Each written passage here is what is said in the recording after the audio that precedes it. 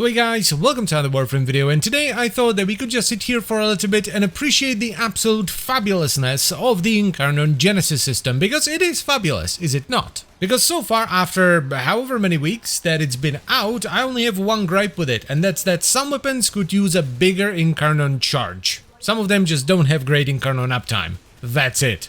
Outside of that, I love pretty much everything about the system. I think it's damn near perfect. I am so very happy that I can go and do Steel Path with something like the Boltor, or the Braton, or the Kunai, or the Leto, or the Despair, whatever weapon you can get an adapter for nowadays. And it doesn't just feel fine, it feels fantastic. Now, I do agree that the Steel Path version of the Circuit Game Mode, which is how you get these Incarnon adapters, is wonky, because taking random gear into Steel Path is just not a good idea, because a lot of the time you end up playing with garbage, and it's not a lot of fun. Especially if on top of no good weapons, you also get bad decrees or decrees that don't synergize with your stuff. Then you're basically just sitting there and hoping that other people got good stuff or will get good stuff and they can carry you. But that aside, the Incarnon system on its own, as I mentioned already, is damn near perfect, I think. The reason I think that is because it does something really good without doing anything bad.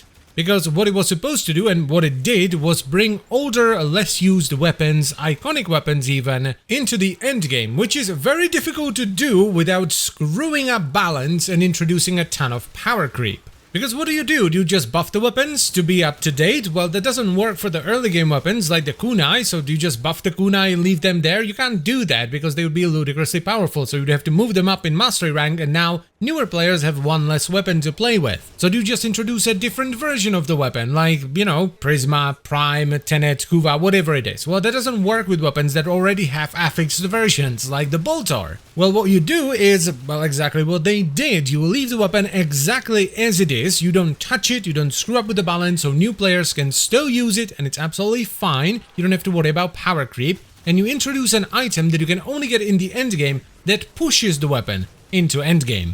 Now that on its own, fantastic, brilliant, love it. But that's not all they did. They could have just introduced a magical doohickey that suddenly super primes your weapon and it does better damage. And while that is what the Incarnon Genesis does to a weapon, right, because you often get a bunch of flat damage and status chance and crit chance, or both, they also added a fun extra unique mechanic for each weapon. And while some of them are of course better than others, some of them do better damage, some of them have better AoE, I think we can all agree that having extra fun mechanics on weapons is, well, just fun. It's also just a fun system in general. I like investing into my gear and seeing it grow more powerful. There are so many different things you can do with weapons and with gear in Warframe nowadays, and I think it's just a really fun system to progress through. I've always loved these kinds of systems. One of my fondest memories from the Burning Crusade in World of Warcraft was being a blacksmith, making the Thunder, then upgrading it into the Deep Thunder, and then eventually turning that into the Storm Herald, or the Stun Herald as we used to call it, which was one of the best PvP maces for Arms Warriors. It was so satisfying to finally get all the resources you needed to upgrade it into the next tier. Another reason why I think the Genesis is absolutely brilliant is because it allows them to balance the weapons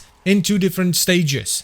Right? Because they have the capability of either tweaking the weapon as a whole if they feel it's too weak or strong, or just tweaking the Genesis. And in my opinion, the more access points you have, the better in this regard. Because if your only option is to tweak everything at once, you end up with, well, essentially every MMO.